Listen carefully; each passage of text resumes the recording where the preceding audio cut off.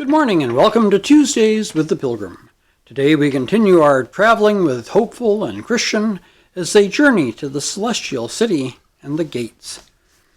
Chapter 17, Part 7, The Glad Procession to the Gate. Now as they drew ever closer to the gate, a throng of the heavenly hosts came out to meet them. The two shining ones addressed them and said, "These are the men who have loved our Lord when they were in the world, and who have left all for his holy name. He has sent us forth to receive them, and we have brought them this far on their desired journey, so that they may go in and look with joy into the face of their Redeemer."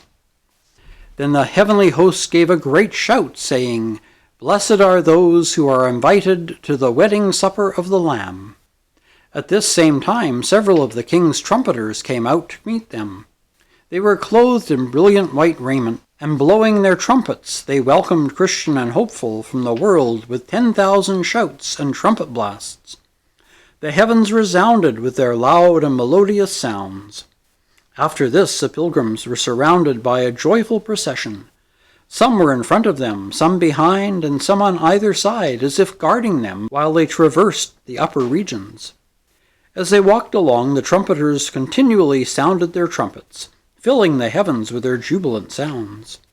It would have seemed to any observer that all of heaven had come down to meet them.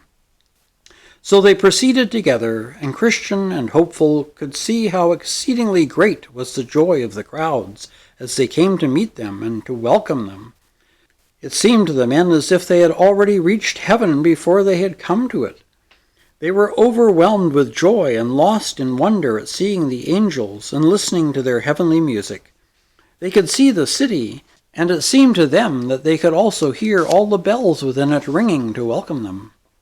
But what gave them the greatest joy of all was the thought that they themselves could be so fully accepted as to be invited to make their own dwelling here with such companions. Not just for a short time, but forever and ever. Oh, how could tongue or pen ever express such rapturous joy? Chapter 17, Part 8. They gain entrance to the city. So they approached the gate, and when they arrived at it, they saw written above in gold letters, "Blessed are those who do his commandments, that they may have the right to the tree of life, and may enter through the gates into the city." Then I saw in my dream that the Shining Ones told them to knock at the gate.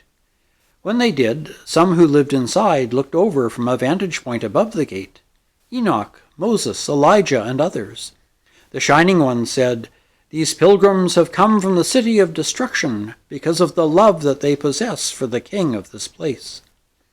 Then the pilgrims presented their certificates that had been given them at the beginning.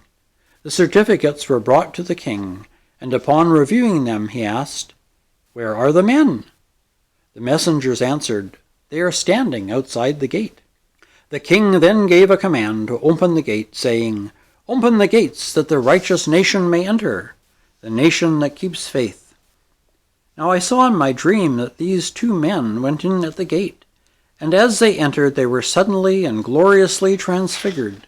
The clothes they now wore shone like gold. They were met by some who presented them with harps and crowns.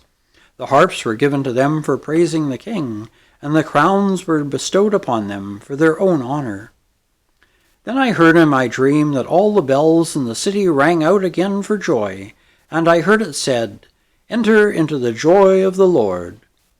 I could also hear Christian and Hopeful, along with the multitude, singing with loud voices, "To him who sits upon the throne, and to the Lamb be praise and honor and glory and power for ever and ever."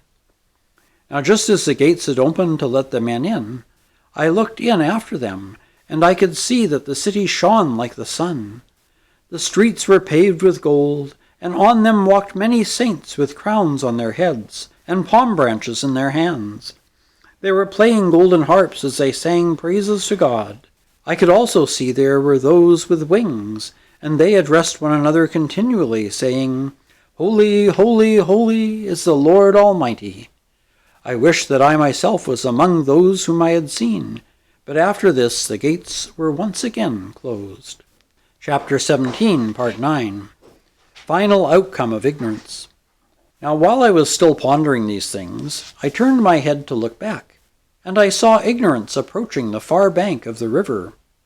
Soon he was able to cross over with less than half the difficulty that the other two men had experienced, for it just so happened there was a ferryman waiting there called Vain Hope, and he ferried Ignorance across.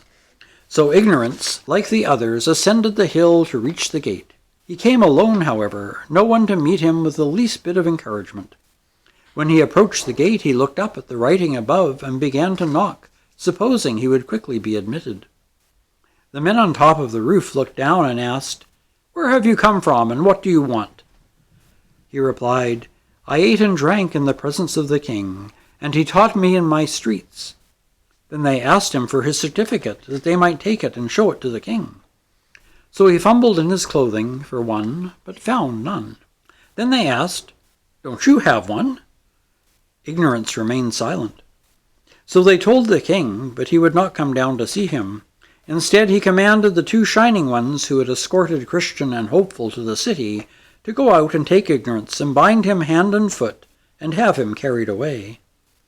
So they seized him and carried him through the air to the door that I had seen in the side of the hill, and there they cast him. Then I saw that there is a way to hell, not only from the city of destruction, but even from the gate of heaven itself.